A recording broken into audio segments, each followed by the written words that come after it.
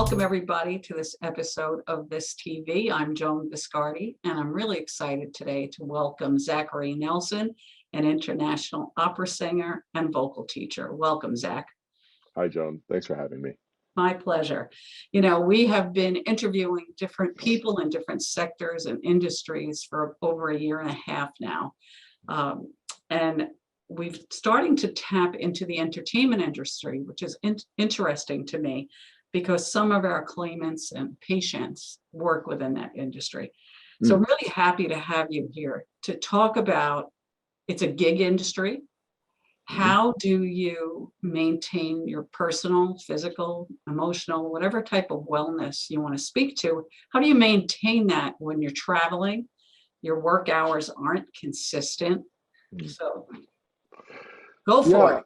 I think, it's been for myself a thing of trial and error, see what works, see what doesn't work, in terms of wellness and trying to find balance in your life, especially when it's very hectic. You're going from, let's say, Nebraska to Germany and then back to San Francisco, and you're doing all this moving around.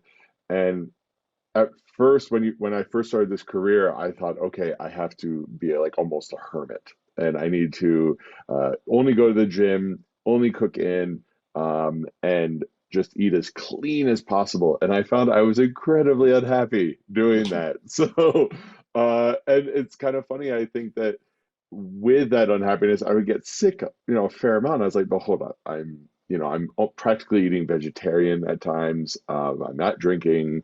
I'm not going out. And then I started discovering that actually the mental aspect of it is just as important as the physical aspect. So over the years, I've tried my best to find that balance. And if that means, I'm going to go work out, or you sometimes join a gym. I've lately been getting more into running and yoga since the pandemic. Haven't gone to a gym in over 2 years.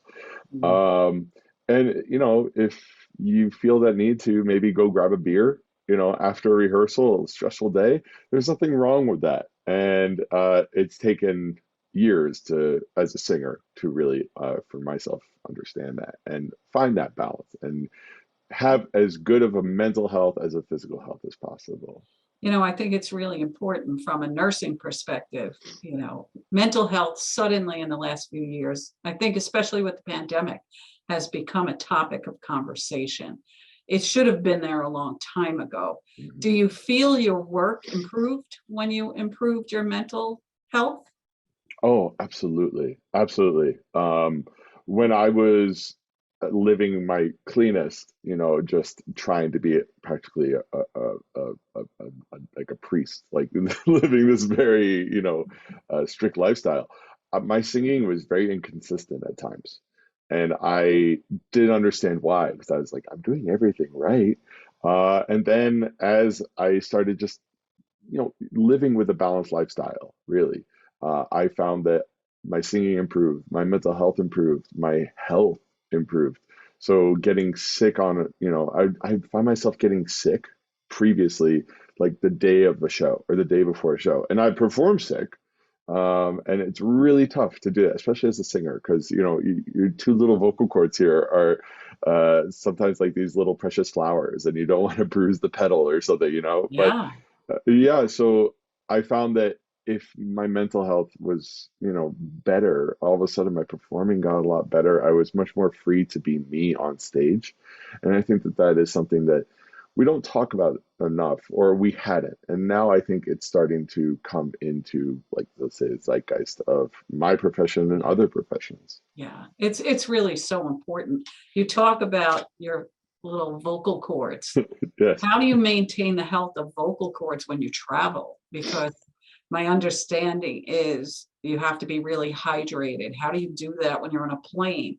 How do Yeah. you do it when you're changing, like you said, Nebraska to Germany, and you have a time difference? How are you managing all of that? I've been very lucky. Just personally, I'm very good at changing my body clock. Maybe it's just years of practice. So a little trick for anyone: if you're suffering from jet lag, the last thing you want to do is stay inside and or wear sunglasses when you go outside during the day because it's tricking your body clock to thinking it's nighttime. So I just, as soon as I go anywhere internationally or anywhere with more of a 2 hour time difference, I am outside. I am moving around. I just keep it going. And I think that that's actually good for the body and the vocal cords. Um, I've been wearing a mask on a plane for well over a decade. And Wow, really? oh, yeah. Kudos to you. Absolutely. I mean, I Where think were it's in. you pre-2020? Tell me society, giving us some tips. Well, I would used to wear this thing called the humidifier, which I will never wear again. They're absolutely disgusting. They're like these little like plastic thing you wear on your face, and it has this little thing on the bottom that's supposed to be a filter, but it just collects mold, and you have to clean it Oh, constantly. So I'd wear that, and I remember I was flying, I think in Switzerland, and this very nice Swiss woman came up to me. She's like, "Excuse me, sir, are you sick? Is everything okay? Do you need oxygen?" And I was like, "Oh no, no, no, this is just a humidifier. It's it's just a thing for singers." So I actually right at the, I mean, I flew during the pandemic for work, and I remember wearing just the surgical mask, and that was great too. All it does is it's just kind of keeping a little bit of moisture in this area. I know people that would, before 2020, wear a surgical mask and they would spritz it with water and then wear it. I think these that's are it's so interesting that you meet people that you think will inspire you in certain ways, but then they give you these tips. And in the medical profession, I wore a mask frequently. And if you're in the operating room, you wear a mask. I was educated long before, I feel like masks were invented, but we won't go there. But it's interesting because I think those are such great tips, just in general, because so many people, we live in climate change. We live in mm, an environment with so much dust now, pollen, you name it. And that's such a great tip for anybody. yeah, it's really helpful, and especially if you don't want to be social on the plane, especially pre 2020, wearing a mask, no one's talking to you. It's great. Typhoid Zach, they're Yeah, staying, they're exactly. staying away from you at all costs. No conversation. That's great. And Yeah, hydration, I know, is important. yeah. Does in your profession you sing, so you're using your vocal cords? Is there a way you have to maintain health with speaking? Uh, yeah, I mean there is. It can get really technical real quick when it comes to talking and singing. But in essence, you just try to avoid talking myself in like a lower way. Doesn't mean you have to talk like this the whole time, but avoiding like talking in a lower sense where you feel like your chords are a little raspy. Mhm. That's where you get into what we call vocal fry, and that can actually affect the vocal cords in a negative way. And you hear a lot of people talk like that. I have plenty of close friends and family members that talk on a vocal fry, and I just want to be like, that's not really good for your vocal cords. No one cares. And don't forget to wear your mask. And please wear your mask. Please wear your mask and drink plenty of water. So now we have you physically taking care of yourself. How do you mentally take care of yourself when your career is actually, I consider it high pressure, you Mhm. know, from someone that's on the other side of the stage watching performers. You make it all look so easy, performers, but your directors, your superiors, how do you find that balance? Yeah, I mean, for myself, I grew up as an athlete. So I played sports well before I was ever in music. So for myself, when I notice I'm really feeling down, the first thing I think is, am I exercising? Am I being active? Or am I just sitting around all day? So that's number one. Number two, I got into maybe 5, 6 years ago. A friend of mine who's a yoga instructor, uh, her and I talked about meditation and a guided meditation called Yoga Nidras. And you can find them on YouTube. You can find them on Spotify. Anywhere you get music or podcasts, you can find a Yoga Nidra. And in essence, anytime I'm feeling really stressed, I will put on Yoga Nidra, a guided meditation, and take 30 minutes. You can do it for 15 minutes. You can do it laying down. You can do it sitting in a comfy chair or just a chair, And it will really put my mind at ease. And I find it works for myself. A quick little story. I was doing a gig this past January in Florida, and I was getting sick.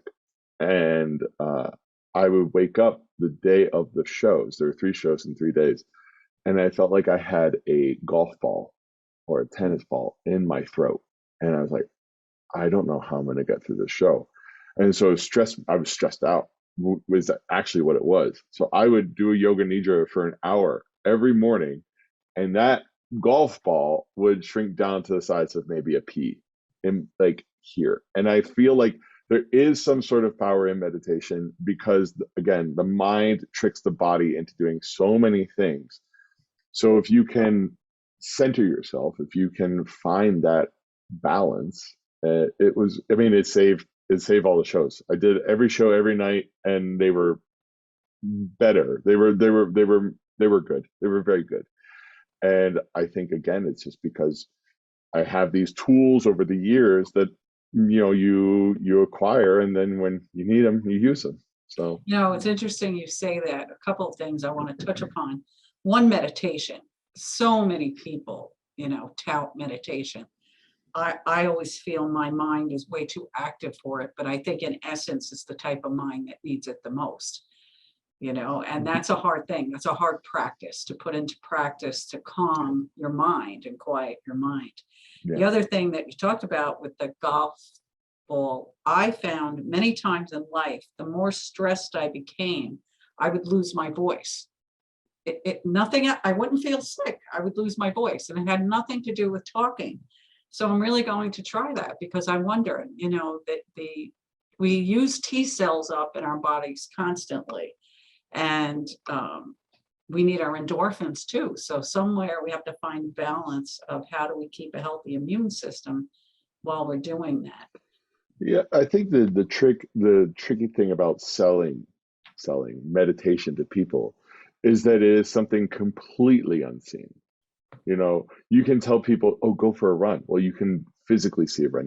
You can actually do it. Literally sitting there and quieting your mind is a really hard sell for people, because how do you prove it works, right? Right? How do you measure it? How do you How, measure it? exactly. Probably maybe if we wrote down prior to meditation 1 out of 10, or drew a smiley face, a little emoji. How do I feel now? And maybe draw an emoji after. Maybe Right. that could be a way Like we can measure it. the thing you see, I think, like in doctors' offices, or maybe actually it's public bathrooms, I don't Yeah, know, where no, it's it like is. the red, the yellow, and the green, and you push which one. Right. Like, The little faces. How do I feel? Do yeah, you feel exactly. the industry's there to support you? Oh my God. Yeah, I think, well, it depends. I mean, it depends on the company. You work for some companies and they're just kind of like, oh, sorry, you're not feeling so well. Okay, well, you're going to go on or not. I'm working, I don't mind giving them a little bit of a plug. I'm working right now at the Santa Fe Opera. And this year they are offering 6 free uh, uh, therapy sessions to anyone at the company that asks for it. Confidential. You can talk about anything. You don't have to actually be there to talk about work. Right. You could talk about Right. anything that's on your mind, and that's incredibly rare. It's the first time I've actually ever heard of it, and it requires obviously resources, to pay for those things, and so they have incredible donors and an incredible support system here Wow. at the opera. So I think that yes, the industry is moving. I don't want to say it's at a glacial pace, but it's not at a breakneck speed. But Literally bravo to Santa Fe Opera, literally, it's that it's incredible. so important. It's so important. In retrospect, when I look in the rearview mirror, I often wonder, how could we go back? And now really it's how do we move forward with your potentially the children, your children that you may have, the children of your children. How do we move forward to create a society that really values mental health and puts that in place along with your first visit or immunization? You know, Right, you're right. you're being sending a child off to high school or college. Why aren't they being offered therapy sessions to talk about fears, joys, anxieties, Yeah. Again, it's that unseen thing. It's easy to say, okay, we can put a Band-Aid on your wound. It's another thing to be like, what's going on with your mind? Yeah, But I think it all starts here. It starts now, and as long yeah, as we keep making some sort of a forward step, the better. exactly. And I think that's why we felt as a company this was really important to focus this year on coming out of the pandemic. We really felt it's important to focus on wellness. What does wellness mean? We Mhm. talked about leadership the first year. I learned a lot from very inspiring leaders, but now it's really the people doing the work that are inspiring us to keep ourselves well. So I Yeah. thank you so much for joining me today. Happy to be here anytime, Joan. Yeah, very much. And I wish you a lot of success. Thank you Keep too. meditating, running, having that Always. beer after work, whatever it If takes. needed, you got to do it. Thank you, Zach, so much, Thank you, really Joan. so much.